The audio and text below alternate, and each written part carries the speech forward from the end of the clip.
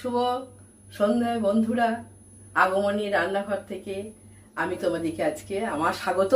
তোমাদেরকে আমি দেখাচ্ছি আজকে গরম গরম পেঁয়াজি। আশা করি তোমরা দেখে বুঝতে পারছো বেসনের ওপর পেঁয়াজ বেশি পরিমাণে পড়েছে, মানে এটা একটা পেঁয়াজি তৈরি হবে। তা পেঁয়াজি তৈরি করতে আমি কী কী দিয়েছি তোমাদের বলি।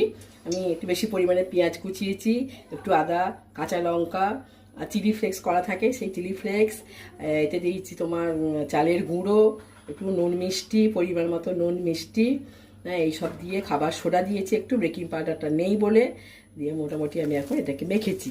তার সাথে দিয়েছি একটু ওই খোঁচা ভাব থাকার জন্য আমার ছোলার ডাল বাটা থাকে, কখনো মুসুরির ডাল বাটা থাকে। তা আজকে ছোলার ডাল একটু বাটা ছিল, মানে পেস্ট করে শুকনো আমি রাখি, সে একটু দিয়েছি যাতে একটু ওই বেশ করে ভাবটা বেশি আসে বলে। তা দেখো আমি এখন এটা করছি। আর বন্ধুরা, বেসনটা কিন্তু একদম পাতলা করলে চলবে না, একটু টাইট করে রাখতে হবে, যার জন্য পেঁয়াজি। তা ওটাকে তো আবার চ্যাপটা করে ফেলতে হবে। দেখো আমি করছি। তা ইতিমধ্যে আমি সর্ষের তেল দিয়ে দিয়েছি কড়াইয়ে। তেলটা খুব ভালো করে গরম করে গ্যাসটাকে এখন আমি সিমে করেছি। তা আমি ফেলি, দেখো তোমরা, এই ফেলছি।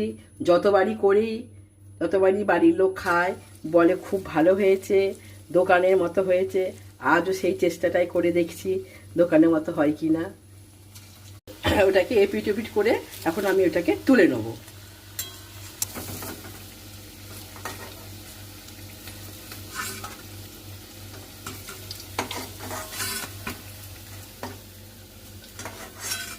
বন্ধুরা, এটা সবার খুব পরিচিতি। এটা ছোট ছোট যখন বাজার থেকে জিনিস আছে, ছোট এলাচ, লবঙ্গ, গরম মশলা, তা আমি সেগুলো আজারে ছোট ছোটগুলো রেখে দিই, আমার অনেক কাজে লাগে। সেটা আজকে আমার একটা কাজে লাগবে। যেমন আমি এই দেখো একটা হাতেতে নিলাম সর্ষের তেল, দিয়ে এটাকে একটু এরকম করে দিলাম, এই দিলাম, দিয়ে এইটা টিপে দিলাম, আমার পেঁয়াজি পরিণত হলো। এরপর আমি আস্তে আস্তে করে ছাড়বো।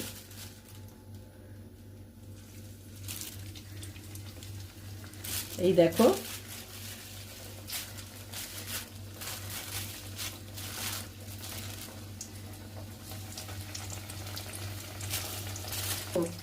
দেখো বন্ধুরা, দোকানের মতো হচ্ছে তো? তোমরা কিন্তু কমেন্টে জানিও। কড়াইয়ে দিয়েছি যে, এরপর কিন্তু একটু কড়া করে ভেজে নিতে হবে, লাল লাল হয়ে গেলে তখন আমি তুলে নেব।